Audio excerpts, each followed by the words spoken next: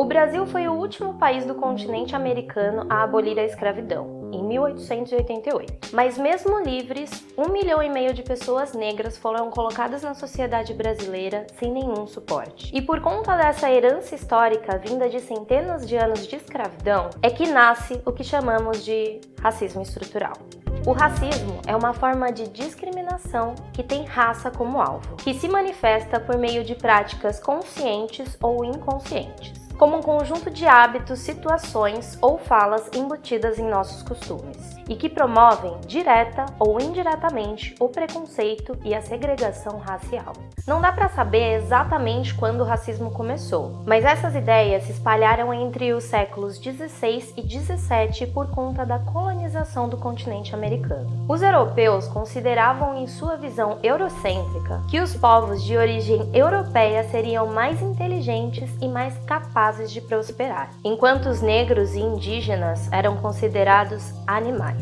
Até 1888, os negros eram escravizados, e com a abolição, e sem ter para onde ir, começou o estigma de que negros são preguiçosos e não gostam de trabalhar. E nesse momento, a sociedade, os lugares e as oportunidades ainda preservavam o pensamento escravocrata, e calava a voz dos negros. Não foram elaboradas leis que contribuíssem para combater esse abismo social, causado pelas décadas anteriores, inserindo os negros na sociedade.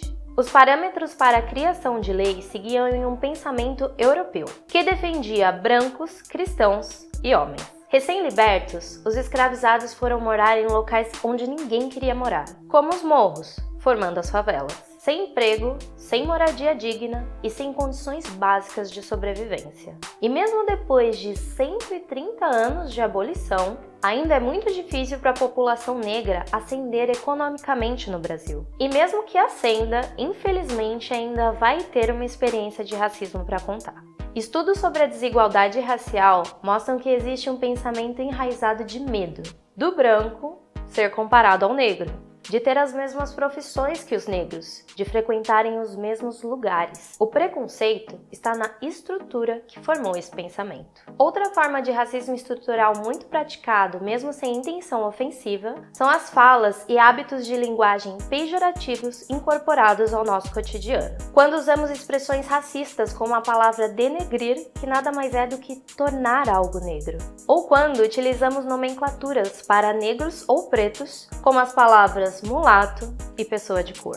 Desde sempre, em todas as pesquisas sociais e demográficas, os autodeclarados pretos ou pardos são maioria nos índices de analfabetismo, de desemprego e têm a menor renda mensal. As estatísticas de cor ou raça produzidas pelo IBGE mostram que, em média, brancos têm maiores salários, sofrem menos com desemprego, são a maioria entre os que frequentam o ensino superior. Isso poderia ser resolvido com a adoção de políticas públicas, que visam reparar aqueles que foram sistematicamente marginalizados e excluídos da sociedade durante tanto tempo, como foi o caso da criação das cotas raciais, que abriram espaço para que a comunidade negra conseguisse ingressar nas universidades. Mas a sociedade brasileira, como um todo, já naturalizou a nossa ausência. Quantas pessoas questionam a falta de negros no legislativo ou no judiciário? Ou porque a maioria dos formandos de curso de medicina não são negros, mesmo num país de maioria negra?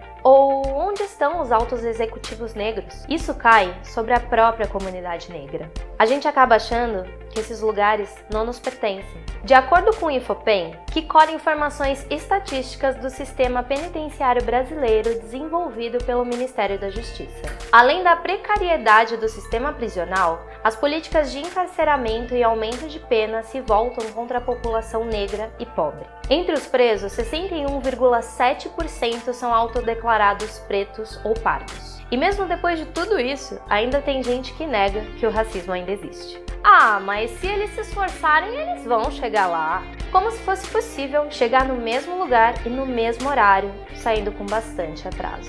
Ou você acha realmente que as oportunidades dadas aos brancos são as mesmas dadas aos negros? É preciso reconhecer que o racismo existe e ele está enraizado nas estruturas da nossa sociedade. E entender que, como já diria a maravilhosa Angela Davis, numa sociedade racista, não basta apenas não ser racista, tem que ser antirracista.